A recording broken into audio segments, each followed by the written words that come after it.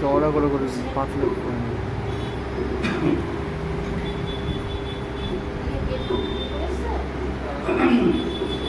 বন্দনা শ্রী গুরু শ্রী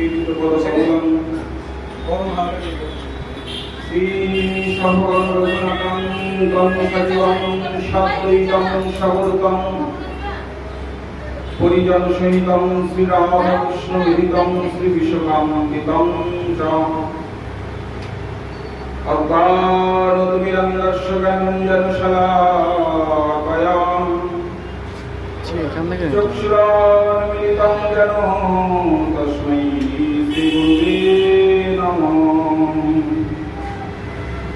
গুরু ব্রহ্মা গুরু বিষ্ণু গুরুদেব মহেশ্বর গুরু সাক্ষাৎ পরমব্রহ্ম তস্मै শ্রী গুরুবে নমঃ। অখণ্ডমণ্ডলকরং ব্যক্তং যেন চরাচরং তৎপদং দর্শিতং যেন তস্मै শ্রী গুরুবে নমঃ। হে কৃষ্ণ করুণা সিন্ধু দীনবন্ধু জগৎপতি গোপেশ গোপিকাকান্ত রাধাকান্ত নমস্তুতে। তপ্ত কাঞ্চন গৌরাঙ্গী রাধে বৃন্দাবনেশ্বরী বৃষভানুসুতং গিরি তং নমামি হরিপ্রিয়ে। মুখং কरोति वाचालं পঙ্গুলং লয়তে গিরিম যৎকৃপাতমহং বন্দে শ্রীমাধবম। হরিপুরাত সুন্দরোত্তমীম কদম্বরসন্ধিরোপিত সদা হৃদয়স্কন্দরে স্ফুরতিব সচিদানন্দমূর হরি। শ্রী গৌরাঙ্গ নিত্যানন্দস্য দ্বৈত চন্দ্র গদাধর শিবাসাদি গৌর ভক্তবৃন্দ। জয় রূপ সনাতন ভক্ত রঘুনাথ শ্রী গোপাল ভট্ট দাস রঘুনাথ। এই ছয় গোসাইয়ের করি চরণ বন্দন যাহা হইতে মেলে ভাই কৃষ্ণ প্রেম ধন। জীবের নিস্তার লাগি নন্দ সুত হরি ভুবনে প্রকাশন শ্রী গুরু ধরি। মহিমায় গুরু কৃষ্ণ এক করি জান গুরু একারির সব সত্য করি মান। বাঞ্ছা কল্পতরুভ্যশ্চ কৃপা সিন্ধু ভৈব চ পতিতানাং পাবনেভ্যো বৈষ্ণবেভ্যো নমো নমো। দেহিস্তাং পদধূলি শিরোধার্জনে তথা যৎকৃপা মার্জনান্তে ততো ভগবতি কথারম্ভে। ভজনি তৈ গৌর রাধেশ্যাম জপ হরে কৃষ্ণ হরে রাম। ভজনি তৈ গৌর রাধেশ্যাম জপ হরে কৃষ্ণ হরে রাম। ভজনি তৈ গৌর রাধেশ্যাম জপ হরে কৃষ্ণ হরে রাম। হরিপাবন কলেবর শ্রী গৌরাঙ্গ সুন্দর অগাধ প্রেমের ধনী প্রভু শ্রী নিতাই চাঁদ, যার অগাধ করুণায় আমার আর লাগবে না, আমাকে যার অভাব করুণায় আমরা কলিকালের মতন ধন্য একটা যুগে জন্মগ্রহণ করতে পেরেছি। কলিযুগ কখনো জানতেই পারিনি যে আমাদের কলিযুগে জন্মগ্রহণ করবার সার্থকতা কি। কলিযুগে জন্মগ্রহণ করার সার্থকতা একটাই, অন্যান্য যুগে খুব কঠিন ভাবে ভগবানকে পাওয়া যেত, কলিযুগে অত্যন্ত সহজভাবে ভগবানকে পাওয়া যায়। যদি সব থেকে সহজতম যুগ থেকে থাকে, সব থেকে বিনা সাধনের যুগ যদি কিছু থেকে থাকে, তাহলে পরে সেটা হলো কলিযুগ। কিন্তু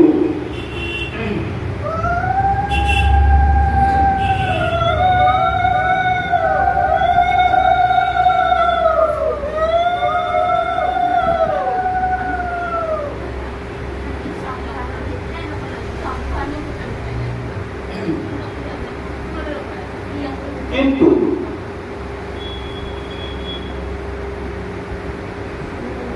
এই কলিযুগের সঙ্গে আর একটা যুগ, মানে আর একটা কিছু আমাদের কাছে এসে দাঁড়িয়েছে, সেটা হচ্ছে কলিকাল। এই কলিযুগ কত সময় আমাদের কাছে থাকে আর কলিকাল কত সময় আমাদের কাছে থাকে।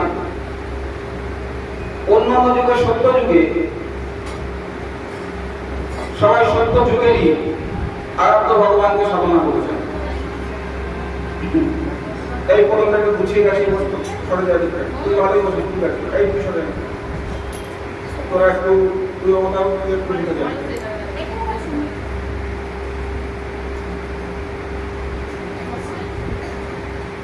তারপর যদি না হয় ঘরে বসে উঠি, তোর একটা জায়গা আছে, সাউন্ড সিস্টেম আছে, শুনতেই পারবে। তো সত্য যুগে সত্যের ভগবানকে সবাই সেবা করেছে, ত্রেতা যুগে ত্রেতার ভগবানকে,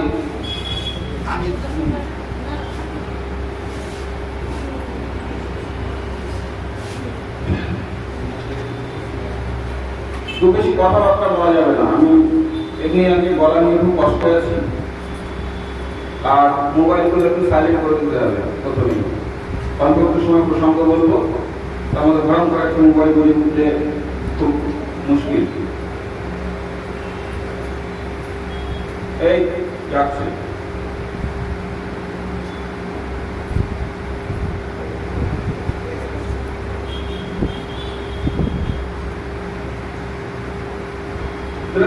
তার ভগবান রামচন্দ্রকে সবাই আরাধনা করেছেন।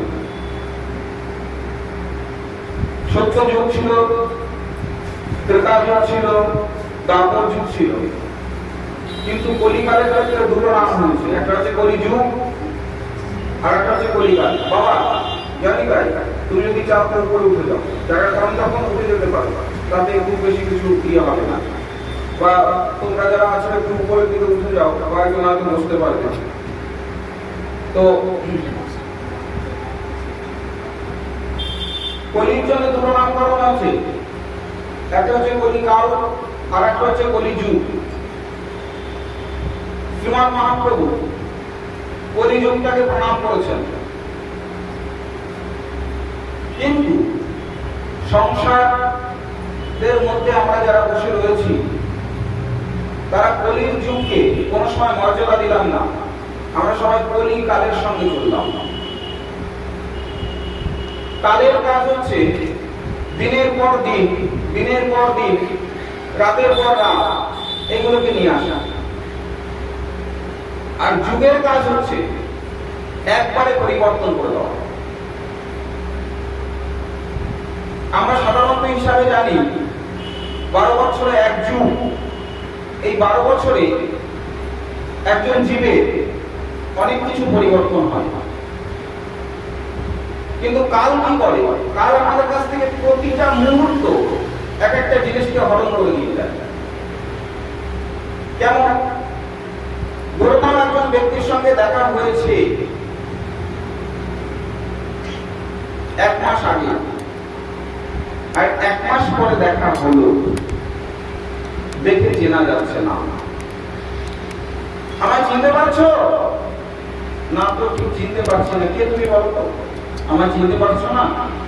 আমি তোমার সঙ্গে একসঙ্গে ক্লাসে পড়াশোনা করেছি, একই স্কুলে পড়াশোনা করেছি, একই কলেজে পড়াশোনা করেছি। কি নাম তোমার? আমার নাম অমুক। আরে তুই, তোকে তো চিনতেই পারছি না। কেন? কাল হরণ করে নিয়ে গিয়েছে। আর বলিস না, একটা দুর্ঘটনা ঘটে গেছে, একটা অ্যাক্সিডেন্ট ঘটে গেছে, তারপরে শরীরটা একদম ভেঙে গেছে। হরিদাস ঠাকুর বললেন, আমার শরীরে কোনো সময় কোনো কিছু হয়নি, যা কিছু হয়েছে আমার মনে। আমি তার কথা বলবো না, চুপ করে শুনবো। যা কিছু হয়েছে আমার মনে। যার জন্য হরিদাস ঠাকুরকে মহাপ্রভু সর্বোত্তম কৃপা করলেন। কেন? কারণ মনকে, এই চিত্তকে, চিত্তরূপ দর্পণকে পরিষ্কার করতে পারে একমাত্র সাধু, গুরু আর বৈষ্ণব। সাধুকে, সাধু সে যার কথামৃত দ্বারা, অন্য কিছু নয়। কতগুলো সার বানিয়ে খাইয়ে দিলাম, দেহ পরিষ্কার হয়ে গেল, তা নয়। সাবান খেয়ে নিলাম, একটা ভেতর পরিষ্কার হয়ে যায়, তা নয়। সাধুর কথামৃত দিয়ে তার এই চিত্তরূপ দর্পণটাকে পরিষ্কার হবে না। কি পেলাম ওনার কাছ থেকে? এত কিছু যে করে গেলাম, যে ওনার কাছে পেলাম কি? জানি না কি পেলাম, বা ওনার কথাগুলো শুনে মনটা বড় শান্তি হয়ে গেল। মানে চিত্তের মলিনতা, চিত্তরূপ দর্পণের মলিনতাটা কিছুটা মোছা গেল। তাহলে যার কথামৃত শ্রবণ করবার পর মনে একটা শান্তি আসবে, এবং প্রত্যেকের কাছে বলে বলে বেড়াতে হবে যে জানো, আমি একজনের সঙ্গে কথা বলেছি, তার সঙ্গে কথা বলবার পর আমার মনটা ভরে গেছে। জানতে হবে তার মধ্যে সাধুত্ব আছে। গুরুকে, গুরু সে যে আমার জীবনের চলার পথে সমস্ত কঠিনতম দিকগুলোকে সরল করে দিতে পারে। বাবা, আমি অত্যন্ত দুঃখে আছি, অত্যন্ত কষ্টে আছি। কেন রে মা? বলবেন না, শরীর, মন, আর্থিক অবস্থা, পরিস্থিতি কোনো কিছু আমার ভালো চলছে না। ও তাই? আজ থেকে তো সবকিছু ভালো চলবে। বাড়িতে এসে দেখতে পারলাম সত্যিই পরিবর্তন এসেছে কিছু না কিছু। বাবা, আপনি বলছেন আমার এগুলো পরিবর্তন হবে? হ্যাঁ মা, আমার তো এগুলো পরিবর্তন হবে। বাড়িতে এসে দেখতে পারলাম কিছু না কিছু পরিবর্তন ঘটেছে। এটা হচ্ছে গুরু। বৈষ্ণবের কাজ কি? কি করে বলবো তো বৈষ্ণব কোন? যাকে দেখার সঙ্গে সঙ্গে হৃদয়ের মধ্যে একটা ভক্তি জাগ্রত হয়, মনে হয় একটু যদি প্রণাম করতে পারতাম, একটু যদি কথা বলতে পারতাম, একটু যদি কিছু পাওয়া যেত, একটু যদি কিছু হতো, জানতে হবে সেখানে বৈষ্ণবত্ব আছে। তাহলে সাধুর একরকম কাজ, গুরুর একরকম কাজ, বৈষ্ণবের একরকম কাজ। এবার যিনি গুরু হবে তিনি প্রথমে সাধু ছিলেন, মাঝে গুরু, এবং তার মধ্যে বৈষ্ণবতা রয়েছে। এই যে হরিভজন করলে কি হয়? এই যে এত যে হরিভজন করতে বলা হচ্ছে, এত হরিনাম করতে বলা হচ্ছে, আর এগুলো করলে কি হয়? কি হয়? হরিভজন করলে, হরিনাম করলে কি হয়? কিছু হয়? কিছু হয়? কিছু হয়? হ্যাঁ, হয়। কি হয়? হরিভজন করলে পরে ছেলের বিয়ে হয় না, মেয়ের পড়াশোনা হয় না, চাকরি বাকরি হয় না। এগুলো হচ্ছে পার্শ্ব প্রতিক্রিয়া। ভগবানের কাছে গিয়ে চাইলাম, ভগবান সঙ্গে সঙ্গে কিন্তু হরি ভজন করলে যেটা হওয়া উচিত সেটা হচ্ছে ভগবত সেবার একটা জায়গা তৈরি হয়। কিভাবে ভগবত সেবা করা যাবে তার সমস্ত জায়গা তৈরি করতে হবে। কিন্তু হরিভজন করলে কারণ ছেলের বিয়ে হয়ে গেল, এটাকে ইংলিশে বলে সাইড ইফেক্ট, পার্শ্ব প্রতিক্রিয়া। একটা ঔষধ খেলাম, সেই রোগটা সারলো কি সারলো না, আর একটা রোগ দেখা দিল। হরিভজন করে কারোর চাকরি হয়ে গেল, মানে জানতে হবে পার্শ্ব প্রতিক্রিয়া হয়েছে। হরিভজন করবার মূল উদ্দেশ্যটাই হচ্ছে হরি সেবা করবার, রাস্তা পরিষ্কার করা, ভজনে প্রমোশন করবার, রাস্তা পরিষ্কার করা। এবার আমরা জগতে কিছু লোভী গুরু আছে, গুরুরা যে নির্লোভী তা নয়, লোভী গুরু আছে। আমরা আবার শিষ্যদের একটু দেখিয়ে ফুল চন্দন তুলসী ঠাকুরের চরণে দিলে পছন্দ করি। নেলে মা ওর নামে ফুল তুলসী দিলাম, কি লাভ হবে তাতে? চাকরিটা হয়ে যাবে, এটা হয়ে যাবে, ওটা হয়ে যাবে। আসলে গুরুরও কাজ নয় এটা করা, আর শিষ্যরও কাজ নয় এটাকে বলা। কাজটা কি? গুরু চরণে জানানো। বলছে আশ্রয় করিয়া বন্ধ শ্রী গুরু চরণ। গুরুদেবের সঙ্গে কথা বলা যেতে পারে, গুরুদেবের সঙ্গে সঙ্গ করা যেতে পারে, প্রসাদ চরণামৃত এগুলো গ্রহণ করা যেতে পারে, কিন্তু গুরুদেবের যেটা বন্দনা করতে হবে সেটা হচ্ছে চরণটাই বন্দনা করতে হবে। আশ্রয় করিয়া বন্দে শ্রী গুরু চরণ, বিনিময় পাবা কি? প্রথমে আশ্রয় করতে হবে, তারপরে বন্দনা করতে হবে। কোন জায়গাটা? গুরুদেবের চরণখানা। পাবা কি বিনিময়ে? ধন, রত্ন, ঐশ্বর্য, প্রসাদ, চরণামৃত না। যাহা হইতে মেলে ভাই কৃষ্ণ প্রেম ধন। কালকে একটা প্রশ্নের দিয়ে গেছিলাম না ওই বাড়িতে? আসলে কি প্রশ্ন দিয়ে গেছিলাম? কি প্রশ্ন রেখে গেছিলাম কালকে?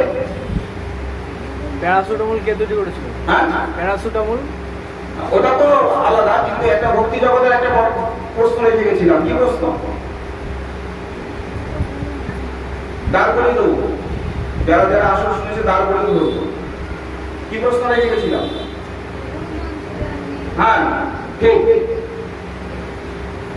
যে এই যে গুরুদেবের প্রণাম আদি সমস্ত কিছু করা হচ্ছে, এইটি কে সৃষ্টি করেছিলেন, কে তৈরি করেছিলেন, কে করেছিলেন? কেউ বুঝেছো? ইউটিউব সার্চ করেছো, গুগল সার্চ দিয়েছো? তাহলে পাবে কথা বলো, হবে কথা বলো।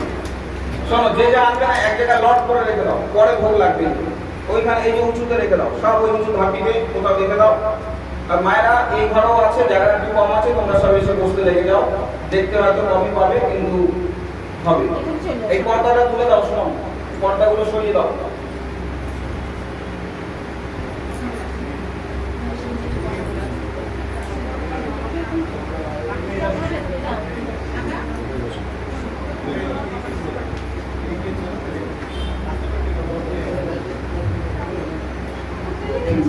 আপনি এখানটা চলে আসেন না। এই বাবা, তোমরা উপরে যাও, বলছি ভালোভাবে। উড়ে যা, উড়ে যা, উপরে উড়ে। এই উপরে উঠে যাও, গাড়ি ছেড়ে করে উঠে যা। না ওর জায়গা এই ঢুকো। আমার ব্যাগটা একটু দে তো, আমার ব্যাগটা দে তো। গেছিলাম বাঞ্ছা কল্পত এই গুরু ব্রহ্মা গুরু বিষ্ণু গুরুদেব মহেশ্বর গুরু সাক্ষাৎ পরম ব্রহ্ম তস্মৈ শ্রী গুরু নমঃ। এই শ্লোকটি কে তার জন্য আমরা পেয়েছি বলেছিলাম না? কে কে বুঝেছো? চেষ্টা কে কে করেছো? চেষ্টা করছো তো? একবারের জন্য ভেবেছো? সারাদিন কি যে বলে তো বাবা, ভেবেছিস? আচ্ছা, আর কেউ ভেবেছো?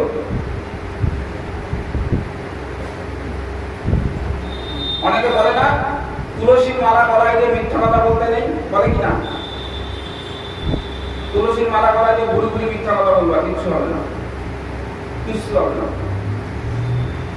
দুটো জায়গায় সত্য কথা বলবা, এক হচ্ছে সাধু আর একটা হচ্ছে বিগ্রহ বা ঠাকুর মন্দির।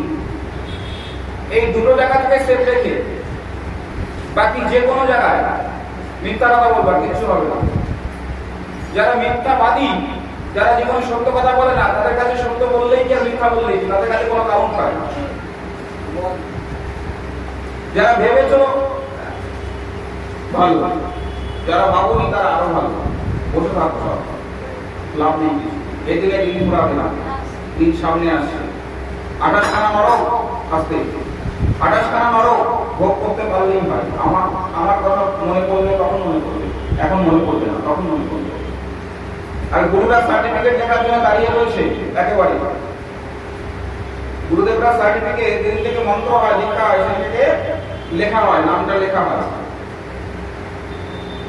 এবার যাদের যাদের সদ্গুরুচরণ আশ্রয় হয়েছে তাদের গুরুদেবরা না হয় কোনো রকম পাঠটাট করে দেবে, কিন্তু যাদের অসদ্গুরুচরণ আশ্রয় হয়েছে তাদের পার হওয়ার কোনো রাস্তা নেই।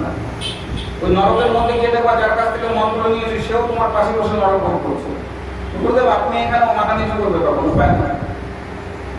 এখনো সময় থাকতে ভালো দিকে যেতে হবে, না গেলেই মরব। ভজনটা ঠিকঠাক করতে হবে। বাকি কার উপরে কি হলো না হলো ওসব দেখে লাভ হবে না। তো এই শ্লোকটি আমরা পেয়েছি কলিকাল এবং দাপর। কলিকাল এবং দাপর, কলিযুগ নয় কিন্তু। কলিযুগ সৃষ্টি হয়েছে কবে জানো? কলিযুগ সৃষ্টি হয়েছে এই সত্যযুগ যেদিন সৃষ্টি হয়েছে সেদিন থেকে। সত্যযুগের আবির্ভাব কাল কবে কে বলতে পারবা? হ্যাঁ, অক্ষয় তৃতীয়া। এই কলিযুগেরও আবির্ভাব কাল অক্ষয় তৃতীয়া। কিন্তু কলিকালের আবির্ভাব কাল কবে?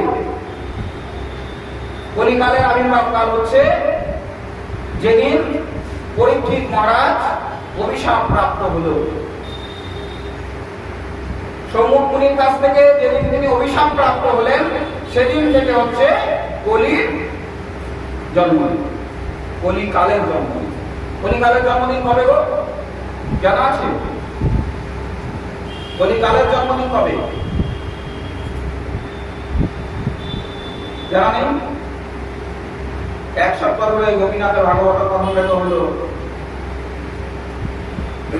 রাধাষ্টমী অপশন দিলাম না, তাও পারবে কেউ? কলিকালের জন্মদিন, এগুলো মনে রাখতে হবে।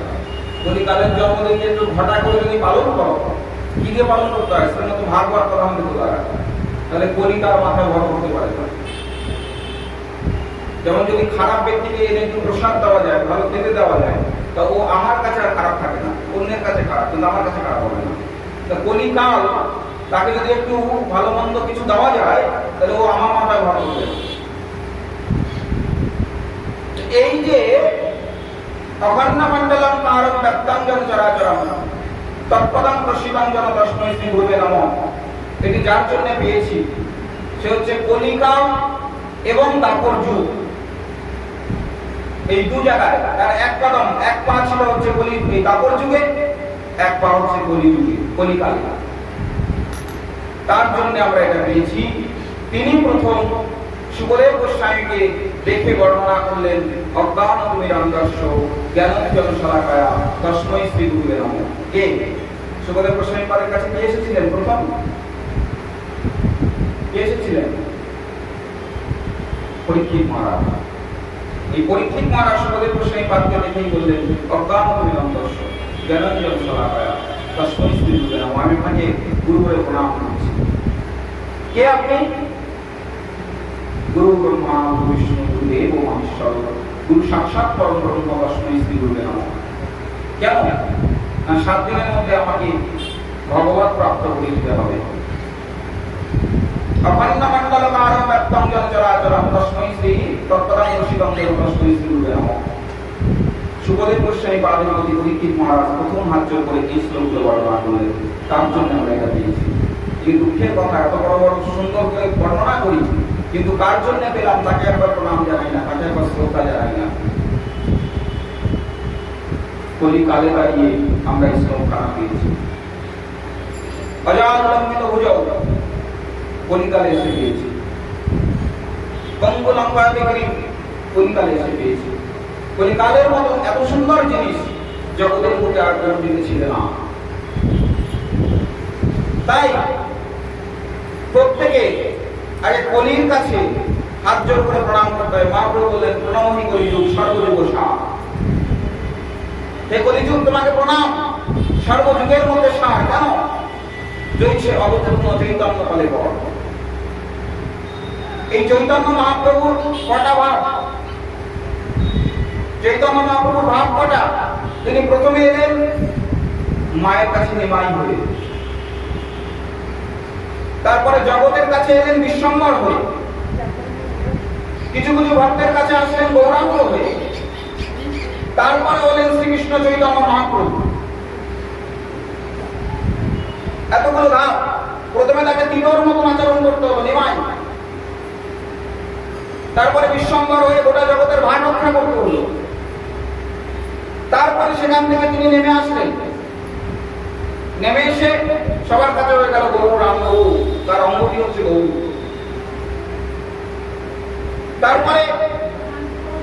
তারপরে তিনি বলেন শ্রীকৃষ্ণ চৈতন্য মহাপ্রভু। অনেক পরের ভাব। কলিকালের মধ্যে আমাদের থাকা চলবে না, আমাদেরকে যেতে হবে কলিযুগের মধ্যে। কলিযুগের মধ্যে কি কি আছে?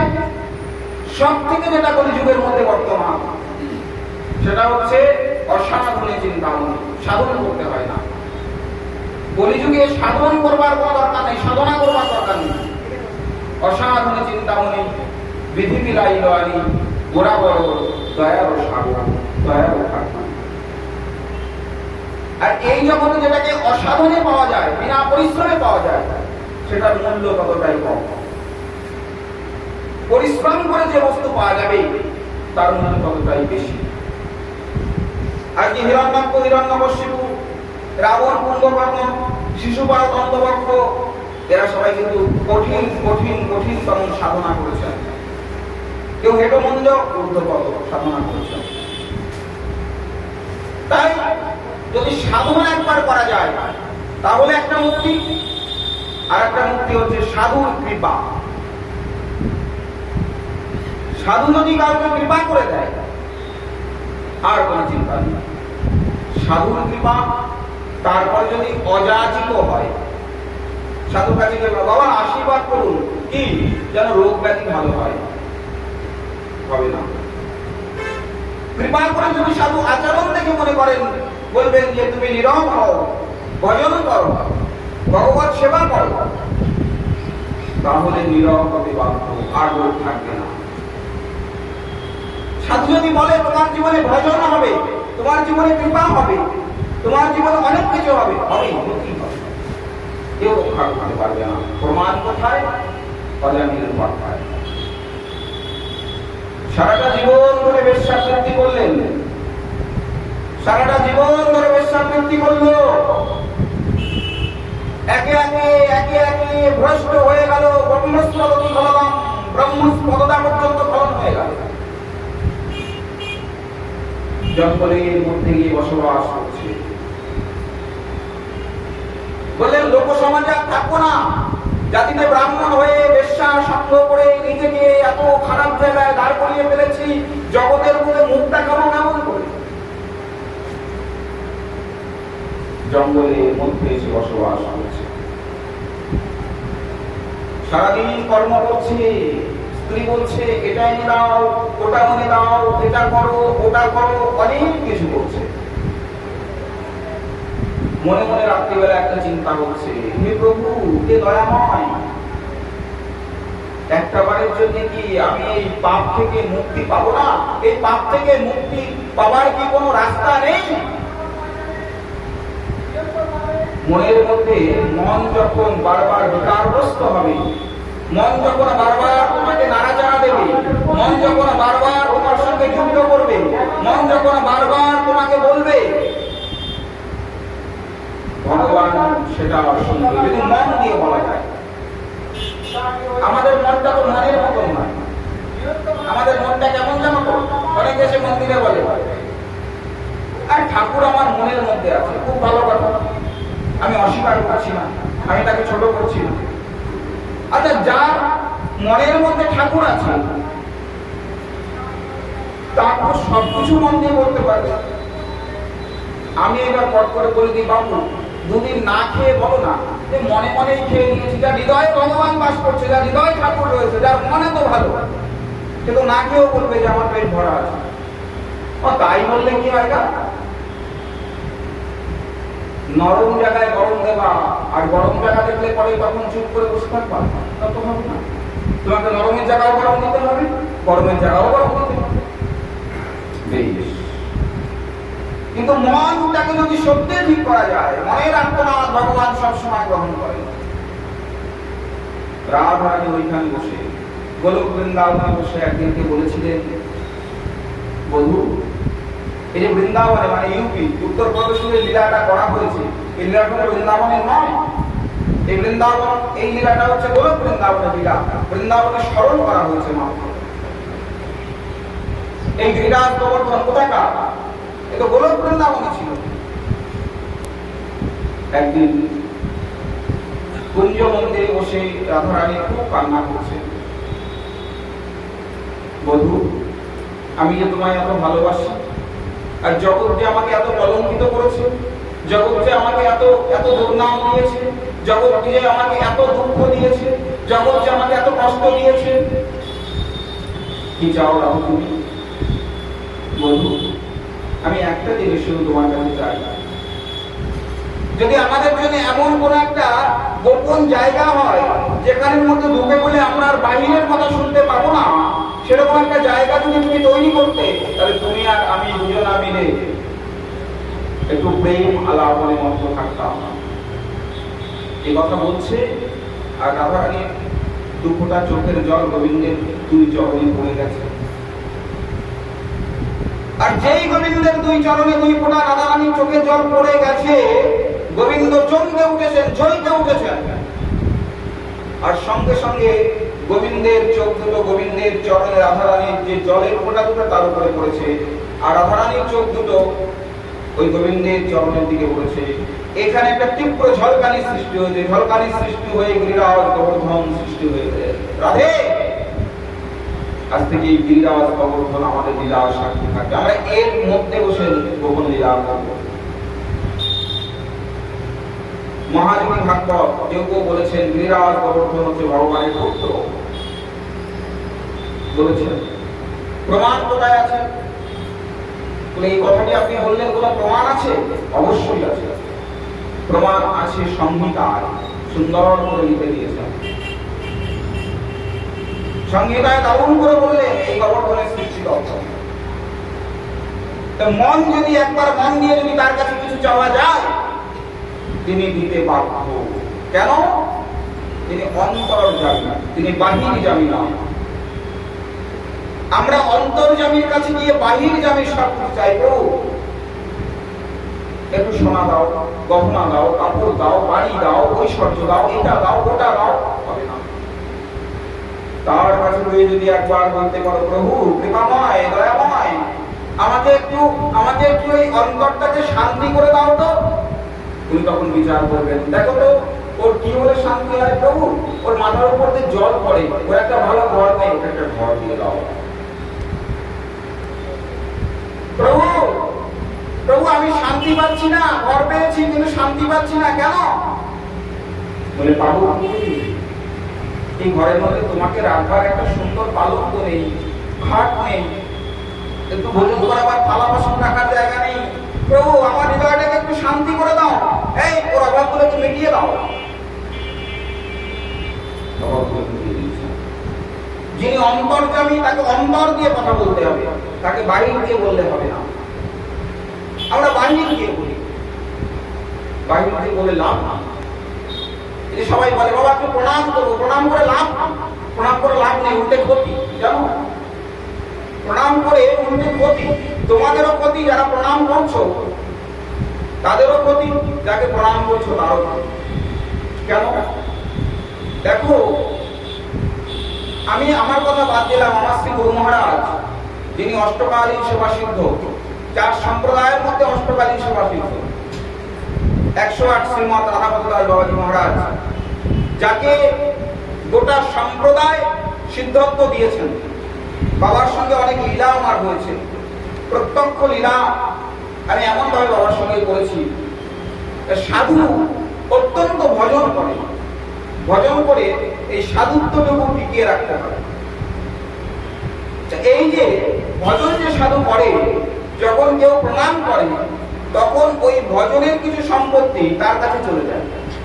এবার ধরে নাও যে ব্যক্তি পড়াশুনো জানে না, তাকে যদি একটা কেমিস্ট্রি বই দেওয়া হয় বা ম্যাথমেটিক্স দেওয়া হয় বা বায়োলজি কিছু দেওয়া হয়, তাহলে সে পড়তে পারবে? পারবে না। যে পড়াশোনা জানে না সে পারবে না। তাহলে ওর কাছে গিয়েও বইটা কোনো কাজে লাগলো না, আর যে জোর করে ছিনিয়ে নিল তার কাছেও থাকতে পারলো না, আলটিমেটলি বইটা ভুল পথে চলে গেল।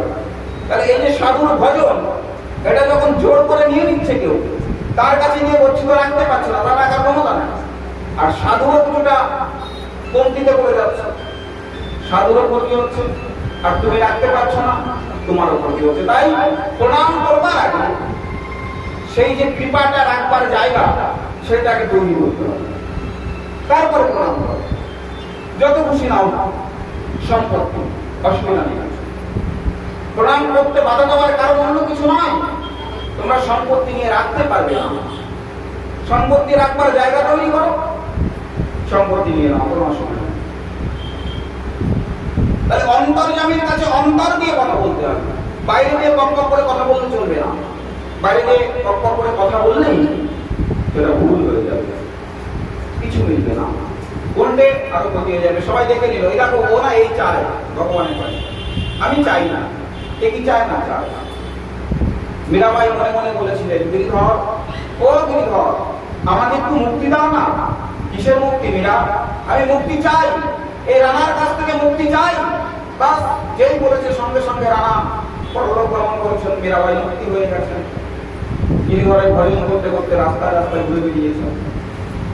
অন্তর্যামীকে অন্তর দিয়ে জানাতে হবে, অন্তর্যামীকে অন্তর দিয়ে সেবা করতে হবে। আমরা তো সেবা করি না, কেউ সেবা করি? আমরা প্রত্যেকে পুজো করি, পুজো। এই ঠাকুর পুজোটা করে নেব। পুজো করতে গেলে কি লাগবে? 5টি উপাচার মাস্ট। পুজো করতে গেলে 5টি উপাচার লাগবে: ধূপ, দীপ, গন্ধ, নৈবেদ্য, পুষ্প। এ লাগবে।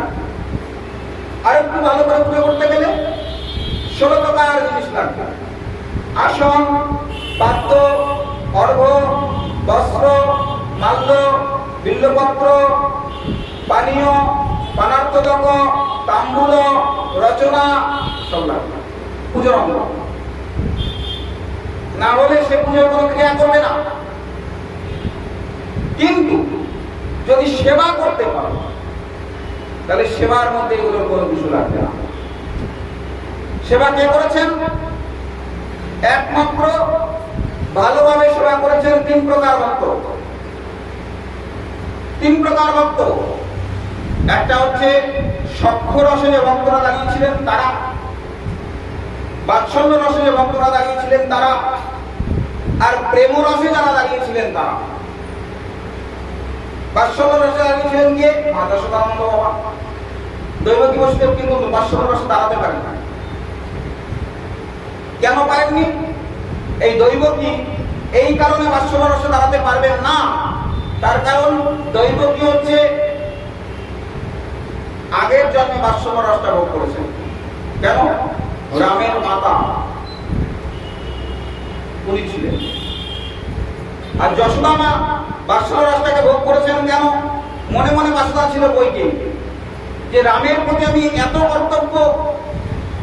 কর্তব্য না করেও, এত হেলা খেলা করেও, রাম তো আমাকে কোনোদিন রাজ্য ছাড়া করলেন না, রাম তো কোনোদিন আমাকে কষ্ট দিলেন না। সুতরাং যদি কোনোদিন রামকে কাছে পাই, তাহলে আপন স্নেহ যত্নে রামকে মানুষ করতাম। ভগবান ইশারায় বুঝে গেলেন কথা, মাগো আগত তারপর যুগে আমি তোমার মনোবাসনা পূর্ণ করব। কোনদিন কইকে রামচন্দ্রকে স্তনপান করাতে পারেন না, এটা তার দুঃখ ছিল, কষ্ট ছিল। তার জন্য প্রমাণ শক্তি এসে পরীক্ষা দিতে গিয়ে দৈবকীর স্তন ভেদ করে নয়, যশোদা মায়ের স্তন ভেদ করে গিয়ে গোপালের মধ্যে দুগ্ধ করেছিল। কেন? ভগবানকে অন্তর্যামী অন্তর্যামী স্বামীকে অন্তর দিয়ে রাখতে হবে। ভগবান একদিনে দাঁড়িয়ে বিবাহ করেছেন 16,100 খানা, একদিনে দাঁড়িয়ে। কেন? তারা অন্তরে চেয়েছিলেন, প্রভু আমরা যে এই অসুরের ঘরে, রাক্ষসের ঘরে, অসুরের ঘরে ছিলাম, আমরা যদি বাহিরে যাই আমাদের তো মৃত্যুবরণ করতে হবে, কিন্তু প্রভু আমরা যদি তা না করে, আমরা যদি বড় বরণ করি, তোমাকে যদি আমরা মালা দিয়ে দিই, পরমাত্ম প্রদান করি, অন্তরে যাচ্ছেন প্রভু ও তোমরা বাহিরে গেলে তোমাদের দুশ্চরিত্রা বলবে না, তাহলে তোমাদের সমাজে চলতে অসুবিধা হবে, তাহলে তোমরা পরমাত্মটা আমার ঘরে দিয়ে দাও। এক জায়গায় দাঁড়িয়ে ভগবান বিবাহ করলেন 16,100 খানা। কেন? ভগবানের বিবাহ করবার খুব প্রয়োজন ছিলেন না, সমাজটাকে দূষণমুক্ত করবার জন্য ভগবান বিবাহ করলেন। আগে কারণ দেখতে হবে, তারপরে কার্য বিচার করতে হবে। আমাদেরটা উল্টো, আমাদেরটা হচ্ছে আগে কার্য বিচার করা হয়, পরে কারণ দেখা হয়। আমরা শুনি ইমা উনি আমার, আচ্ছা হ্যাঁ উনি ওনার সঙ্গে আর কথা বলা যায়, আমরা কারণটা খুঁজছি না। কিন্তু ভগবান আগে কারণটা দেখতেন, যে কারণটা কি। যিনি ভুল করেন না তিনি ভগবান, যিনি ভুল করবার পরে ক্ষমা চাইতে পারে তিনি হচ্ছে মহান, তার সঙ্গ করাও ভালো। ভুল করবার পরে ক্ষমা চাওয়ার পরে যে আবার ভুল করে সে হচ্ছে শয়তান, তার সঙ্গ করলে তোমার নরকগমন মাস্ট, একদম তার সঙ্গ করা যাবে না। ভুল করেছে ক্ষমা চেয়ে আবার তোমার কাছে এসেছে, বড় সড় আবার কিছু। আর যিনি ভুলেও কোনোদিন ভুল করেননি তিনি ভগবান। আর মহান ব্যক্তি হচ্ছে মধ্যমান ব্যক্তি। মহানের সঙ্গে যদি তুমি চলো তাহলে উত্তমের সান্নিধ্য, ভগবান সান্নিধ্য পাবে, সান্নিধ্য পাবে। তো এই মহান প্রসঙ্গে বলতে গিয়ে দেখো কোথায় কোথায় চলে আসলাম। ওরা ভেবেছে, মন দিয়ে ভেবেছে যে ভালো বস্তুটা একমাত্র কানাইয়ের জন্য। তারা ফল মুখে দিয়ে দিয়েছেন, আবার সেই ফলটাকে মুখ থেকে বের করে দিয়েছে। একেবারে মুখের লালারসে পরিপূর্ণ, সেটাকে নিয়ে গিয়ে কানাই মুখে তুলে দিচ্ছে। কানাই ভোজন করে দেয়, অত্যন্ত মিষ্ট, পরীক্ষিত সত্য। আমি নিজে পরীক্ষা করে দেখেছি, পরীক্ষাগার বলে কোন পরীক্ষাগার, কেন আমার এই মুখ আমি নিজে দেখেছি। ভালোটা কৃষ্ণই, উত্তম বস্তুটা ভগবানই। এই ভাবনা চিন্তাটা তাদের মধ্যে একদম পরিষ্কার পরিচ্ছন্ন ভাবে রয়ে গেছে। আমরা কি করি?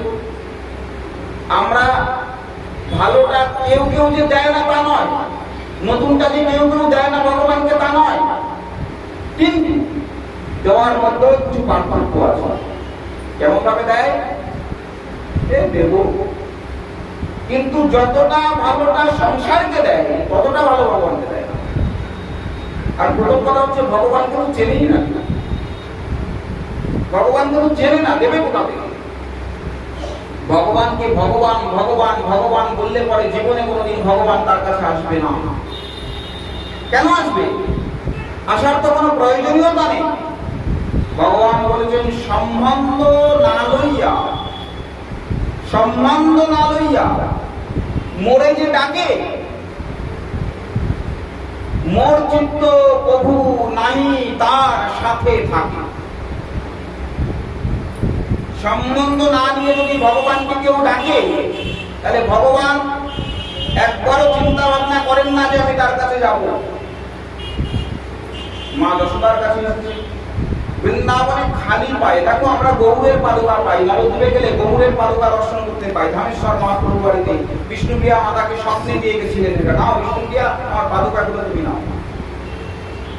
কিন্তু বৃন্দাবনে কোথাও কৃষ্ণের পাদুকা পাওয়া যাবে? বৃন্দাবনে গিয়ে কোন জায়গায় দেখা গেছে যে কৃষ্ণের পাদুকা আছে? পাওয়া যায় না। কেন?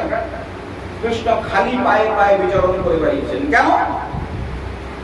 কেন খালি পায়ে বিচরণ করলেন কৃষ্ণ বৃন্দাবনে? বললেন ভক্তদের একমাত্র চাওয়া পাওয়ার বস্তু যদি কিছু থাকে সেটা হলো আমার চরণ, আমার চরণ। কিন্তু আমরা হাত জোর করে ভগবানের শ্রীমুখমণ্ডল দর্শন করছি। আহা কি সুন্দর, কি সুন্দর। প্রভু প্রভু আমাকে একটু এটা দিও না, প্রভু। জীবনে চাইবেন না। জীবনে চাইলেও কেউ কিছু দেবে না, ভগবান তাকাবেও না তোমার দিকে। তুমি মনে করছো তোমার দিকে তাকিয়ে আছে, কিন্তু আদৌ তাকিয়ে নেই। কার দিকে তাকিয়ে আছে? ভগবান।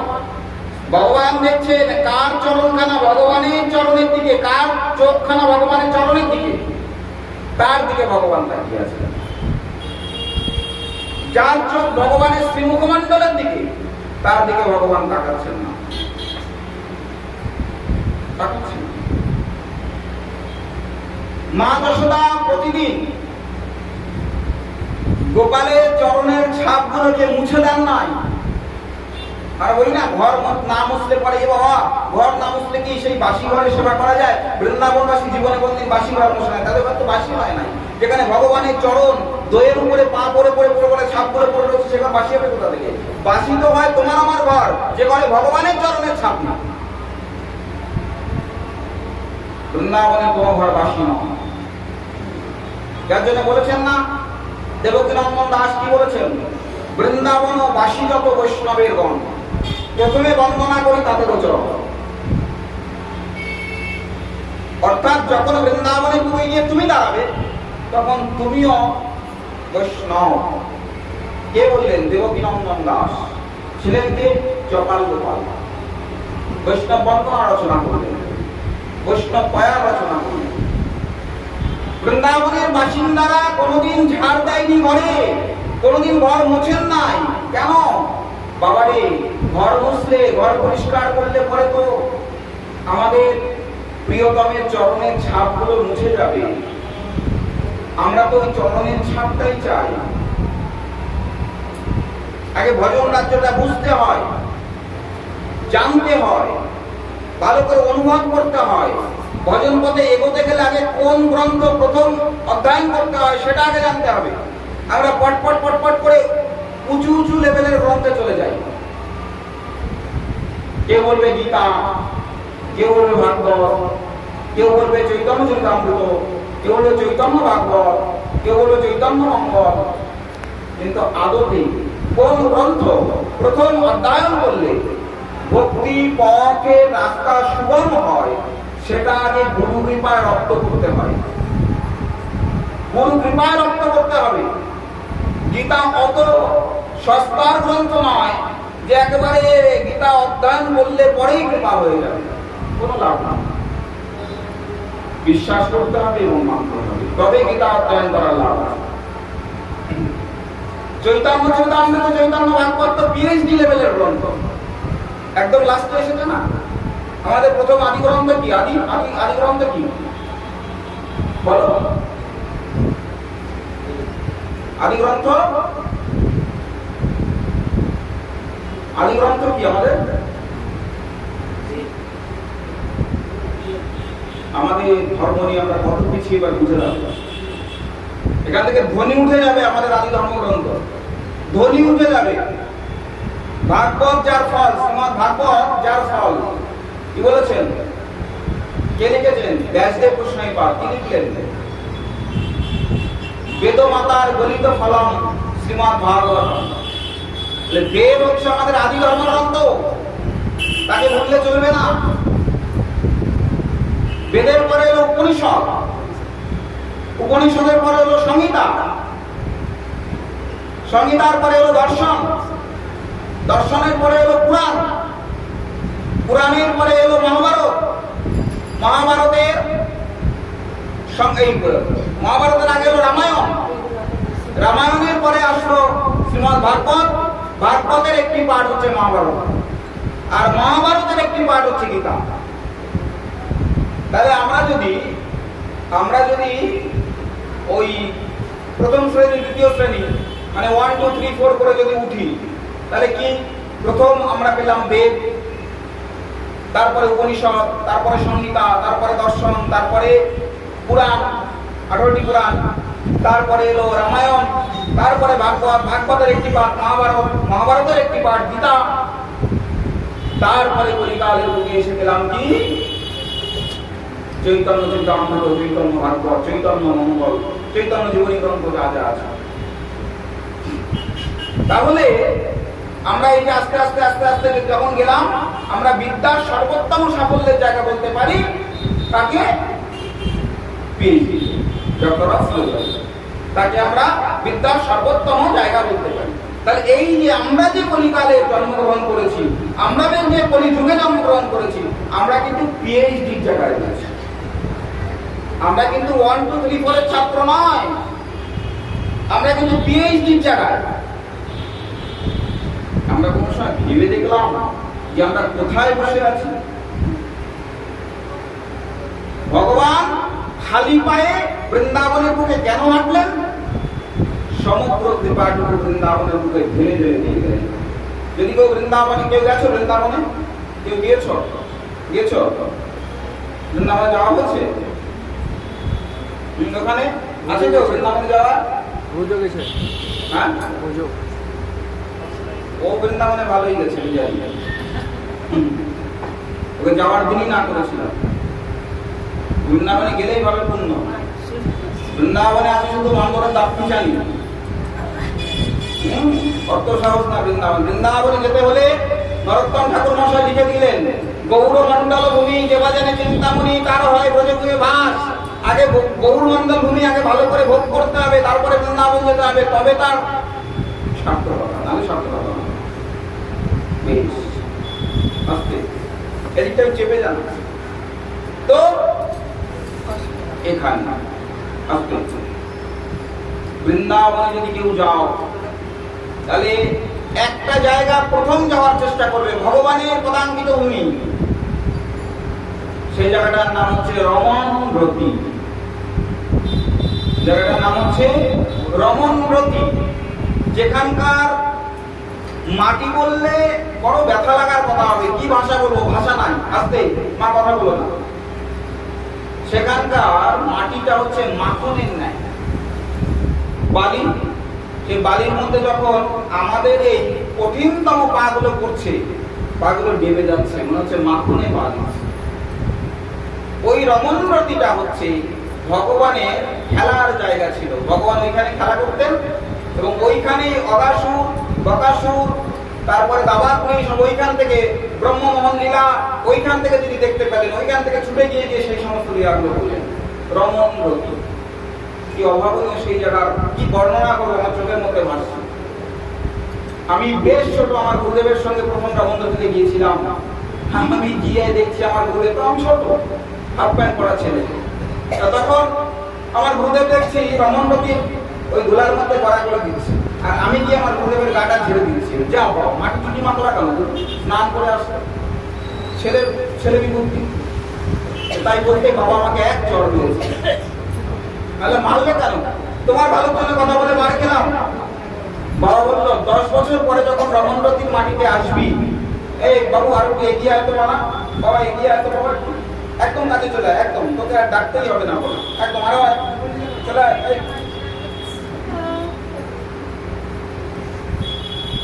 তো বাবা বললেন সৎ গুরুচরণ দেখো কতখানি সত্য।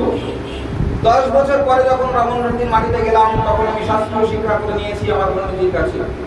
তখন জানতে পারলাম যে রমণরতি কি অমূল্য, অভাবনীয়, অবর্ণনীয় জায়গা, অবর্ণনীয় জায়গা। ভগবানের লীলা কিন্তু ভূমি যদি দর্শন করতে হয়, তাহলে এই রমণরতি, যেখানে কিছু নাই, ভগবানের কোনো চিত্রপট নেই, ভগবানের কোনো বিগ্রহ সেবা নেই, আছে কিছু মহাজন সাধুদের ছোট্ট ছোট্ট কুঠিয়া, আর আছে ওই রমণরতি মাটিতে যেখানে ভগবান সাক্ষাৎ লীলা করেছেন, সেই জায়গার সেই মাটিগুলোর প্রমাণ। এটা হচ্ছে ভগবানের লীলা বললাম। আর যদি যুগল লীলা একসঙ্গে ভোগ করতে হয়, একসঙ্গে যুগল লীলার জায়গা ভোগ করবো, তাহলে হচ্ছে বৃন্দাবন। কোথায়? রাস মঞ্চ। এখন রাস মঞ্চ। আর যদি রাধারানী লীলাকে ভোগ করতে হয়, তাহলে কিন্তু বর্ষানা নয়। আমরা সবাই যাই বর্ষানায়, কৃষ্ণবান রাজার বাড়িতে গিয়ে দর্শন করে আসি, বর্ষানা নয়।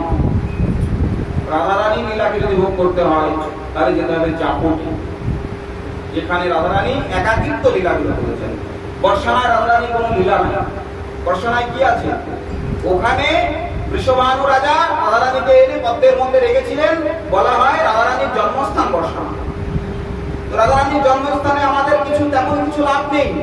রাধারানী যেখানে দাঁড়িয়ে কষ্ট করে লীলাগুলো করেছেন, যে ঘরের মধ্যে বসে সুবল রান্না করছে, রাধারানী সেজে সুবল রান্না করছে, আর সুবল রাধারানী সেজে বাছুর দিয়ে চলে যাচ্ছেন, সেটা হচ্ছে জাপটি। আর ভগবানের যদি বাৎসল্য লীলারসটাকে ভোগ করতে হয় তাহলে যেতে হবে গোকুলে, যেখানে অদ্যাপি সকালবেলায় ঘন্টা বাজে না।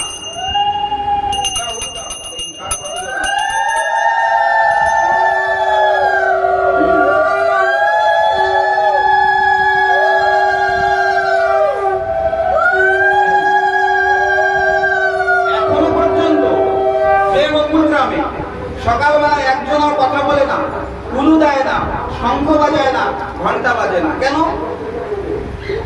আমার ছেলে গোপাল একটু পরে গরু বাছুর নিয়ে বসতে চলে যাবে, সে একটু ঘুমাচ্ছে, বেলা করে ঘুমা, তাকে জাগানো যাবে না। বিনা ঘন্টায়, বিনা উলুতে, বিনা শঙ্খের তরিতে মা যশোদা নারায়ণ মন্দিরে গিয়ে নারায়ণ পুজো করছে। একদম মঙ্গল প্রদীপ নিয়ে গোপালের সামনে গিয়ে দাঁড়ালেন। সকালবেলায় মা ডাকছে, বাবা গোপাল ওঠ বাবা। কেন মা? ওঠ না বাবা। ঘুমের ঘরে ঘুমের চোখ খুলে দেখছে মা প্রদীপ হাতে দাঁড়িয়ে রয়েছেন। মা প্রদীপ হাতে দাঁড়িয়ে রয়েছেন। এই যে সকালবেলা মায়ের কাছ থেকে ছেলেরা মঙ্গল প্রদীপ দর্শন করে ঘুম ভাঙবে, মা যশোদা আসবে, ও মা তুমি আমাকে প্রতিদিন এই মঙ্গল প্রদীপ কেন দেখাও? বাবা তুই একদিন রাজা হবি। দ্বারকার রাজা ভগবান হয়েছে। কত কিছু ভাগবত দিয়ে গেছে বলো তো, কোনদিন বিচার করে দেখলাম? আমার ছেলেটা মানুষ হলো না, মানুষ হওয়ার করলা কিন্তু কি করলে? কিছু তো বললে না, নিজে সাধন পালন করলে না। ছেলেকে সাধন পালন করতে গেলেই ভয়। ছেলে পেলে বাচ্চা ছেলে পেলে আসে কতগুলো মন্ত্র নিবে, তাদের বাপ মা ফোন করে, বাবা মন্ত্র নিবি? এ মা বাপটা টান কি, কারণ মনে হচ্ছে ছেলে পাতালে ঢুকে গেল। ওমা তুমি বলছো আমি রাজা হব? আমি তো রাজার ছেলে।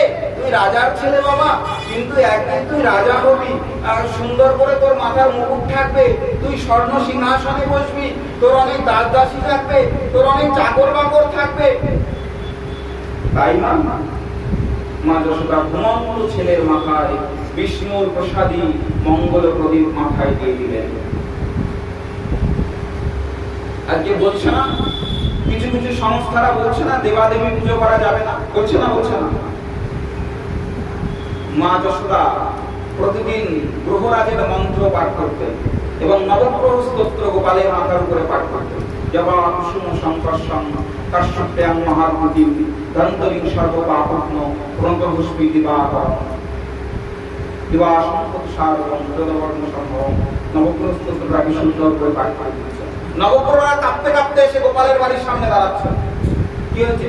গ্রহগণ আমার ছেলেকে আশীর্বাদ করুন, আমার ছেলে যেন বিপদ মুক্ত হয়। গোপাল এই গ্রহগণকে প্রণাম কর। গোপাল মায়ের আদেশ পালন করতে গিয়ে গ্রহগণের পায়ে ছুঁয়ে প্রণাম করতে যাচ্ছেন। সবাই কাঁপছে, প্রভু করছেন কি প্রভু? আপনার আদেশে বেশি আছি, আপনি এসব কি করছেন? কথা বলো মা, মায়ের আদেশ পালন করতে হবে। কর্মফলদাতা গ্রহ মহারাজ শনি মহারাজ আজকে যার বাবা, তিনি হচ্ছে কর্মফলদাতা। যেমন কর্ম করবা তেমন ফল দেবে, কর্ম খারাপ করবা খারাপ ফল দেবে। মা যশোদা বললেন, গ্রহরাজ আপনার কাছে আমার একটা মিনতি আছে। কি বলুন মা? আমার গোপাল ভালো যাচ্ছে না দিনক্ষণ গুলা, কখনো মুখের মধ্যে গোটা পৃথিবীকে দেখি, কখনো বিষম খেয়ে নেয়, কখনো আগুন টাগুনের মধ্যে ঝাঁপিয়ে পড়ে, কখনো ওই কালিদহে জলের মধ্যে বিষের মধ্যে ঝাঁপিয়ে পড়ছে, ওর গ্রহ ভালো যাচ্ছে না। আপনি একটু আমার ছেলেকে আশীর্বাদ করুন। আপনি প্রতিদিন আমার গোপালকে আশীর্বাদ করে দেবেন তো গ্রহরাজ? আচ্ছা ঠিক আছে করে দেবো। গ্রহরাজ মনে মনে চিন্তা করলেন, ভগবানকে গিয়ে বলবো যে প্রভু আপনাকে কি করে আশীর্বাদ করতে হয়। ভগবানের এই সুযোগটা পেয়ে মনে মনে চিন্তা করলেন গ্রহরাজ যে আমি আর বৃন্দাবন থেকে যাচ্ছি না, বৃন্দাবনে একটু খুঁটি গাড়ো। গ্রহরাজ বৃন্দাবনে এসে দাঁড়িয়ে গেলেন। মা যশোদা প্রত্যেকদিন সন্ধ্যাবেলায় সেখানে সরিষার তেল সেই জেলে প্রদীপ জ্বালতে যায়। প্রতিদিন সন্ধ্যাবেলায় অদ্যাপি এখনো পর্যন্ত যারা বলছে যে দেবাদেবী পূজা করা বন্ধ, এই যে এখন সেখানে বন্ধ করো। গোকুল গ্রামের উপরে দাঁড়িয়ে মা যশোদা দেখছে, এই গোপাল, এই গোপাল, হ্যাঁ মা, গোরাজকে প্রণাম না করে চলে যাচ্ছিস কেন? প্রণাম কর। গিয়ে দেখবে গোকুল গ্রামের উপরে 12 হাত লম্বা কালো পাথরের গরুরাজের মূর্তি বর্তমান। যদি কেউ বৃন্দাবনে যেয়ে থাকো তাহলে বলো ভুল কথা বলছি, আনালে গিয়ে দেখবে। গোপাল পাশ কাটিয়ে বেরিয়ে যাচ্ছে, দেখি মা কি বলে। মা কান থেকে চিৎকার করে, এই বলরাম, তুই না বলো গোপালকে হাত ধরে নিয়ে যা। ভাই, মা বলছে চল। কোথায়? গরুরাজের মন্দিরে। গরুরাজের পায়ের উপরে গিয়ে মাথা ঠুকছে, মাকে দেখিয়ে গরুরাজ ভয় কাঁপছে, প্রভু আমার চাকরি চলে যাবে না তো, আমার গদি চলে যাবে না তো, কর্মফল দাদা অন্য কেউ হবে না তো? না না, তুমি চিন্তা করছো কেন? তো মায়ের আবিষ্কার করছে। প্রতিদিন সন্ধ্যাবেলায় গিয়ে দিল প্রদীপ। মা যশোদা 5টা প্রদীপ থালার মধ্যে জেলে পরিষ্কার করে রাখতেন। গোপাল আসলেই আভা দিতেন মাথায়। একটা বিষ্ণু মন্দিরের প্রদীপ, একটা বৃন্দাবনে গোপেশ্বর শিব তার প্রদীপ, একটা গ্রহরাজের মন্দিরের তিলের প্রদীপ, আর মা যশোদা ওই গোপালের জন্য নবগ্রহের উদ্দেশ্যে জ্বালতেন একটা প্রদীপ। আর গোপাল যেহেতু ভগবান, তার জন্য মনে মনে চিন্তা করতেন যে একটা প্রদীপ আমার গোপালের জন্য রাখবো, সে এসে সবাইকে দেখাবে। অর্থাৎ গিয়ে দেখবে লীলাগুলো আমরা সাক্ষাৎ দেখেছি গুরু অনুগত।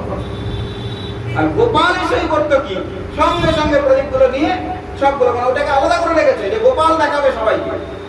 আর গোপাল সবগুলোকে প্রসাদী করে নিয়ে মাথায় নিয়ে দিত। আর গোপালের কাউকে দেখানো লাগতো না। এটা কেন করলেন? সমস্ত দেবতাগণ বললেন, প্রভু আপনি মাথা ঠুকে প্রণাম করছেন, এত কিছু করছেন, আপনি যদি প্রদীপ দেখান প্রভু, আমরা বোধহয় আর বাঁচবো না। বলে ঠিক আছে, তোমাদের এই মনোবাসনাটা আমি রাখবো, তোমাদেরকে প্রদীপ দেখাবো। আমি প্রতিদিন মায়ের কাছে গিয়ে আমি প্রদীপগুলো প্রসাদী করে দেবো। গোপাল, তুই না দিনের পর দিন বড্ড দুরন্ত হয়ে যাচ্ছিস, আমি একটা প্রদীপ আলাদা করে রেখেছি, আর তুই সঙ্গে সঙ্গে সেটার মধ্যে মাথা ঠুকে দিলি। মানুষ ছিলেন প্রচন্ড সচিবাদী।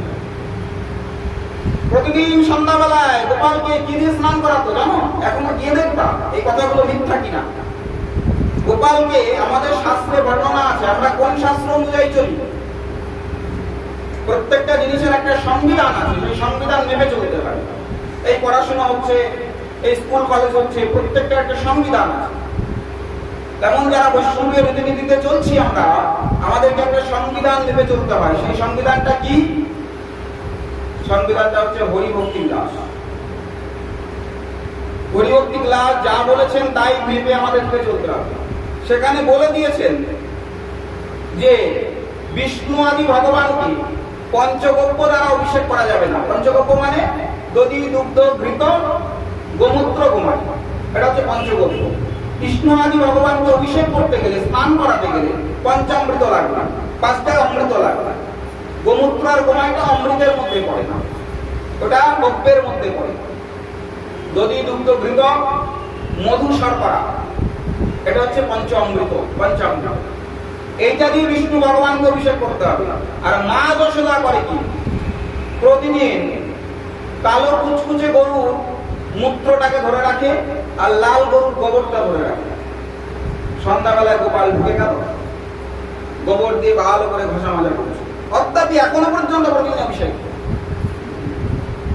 এই একদিন দুদিনে নিলাম, ভালো করে গোবরটা ঘষে ঘষে লাগাচ্ছে গায়ে, লাগিয়ে তারপরে সেই কালো গরুর গোমূত্র ঘটি ঘটি, ঘড়া ঘড়া, কৌমণ্ডল কৌমণ্ডল গোপালের মাথায়। ও মা, কি করছো? দাঁড়া, সারাদিন কোথায় কোথায় ঘুরে বেড়াস, কোন গ্রহগুলা তোর মাথায় চাপে রে গোপাল, তুই যে কোথায় কোথায় যাস, তোকে আর আমি পারলাম না। মা বলছেন আর গোপালকে গোমূত্র আর গোমাই দিয়ে স্নান করাচ্ছে। আমি যতই ভাবি না কেন তুই রাজা হবি, রাজা হবি নে। হে গ্রহগণ, হে গাবিগণ, তুমি একটু আমার গোপালকে কৃপা করো, ও যেন জীবনে রাজা হতে পারে। যাদের ছেলে মেয়ের কর্মযোগ ভালো না, কর্মযোগ খারাপ হয়ে রয়েছে, তারা যদি ভক্তি ভরে শ্রদ্ধা করে গোমূত্র গোমাই দিয়ে সন্ধ্যাবেলায় পুত্রের অভিষেক করে দিতে পারো, তার কর্মযোগ খুলবেই খুলবেই। গ্রন্থ কোনদিন মিথ্যা কথা বলতে পারে না। শাস্ত্র কোনোদিন মিথ্যা হয় না।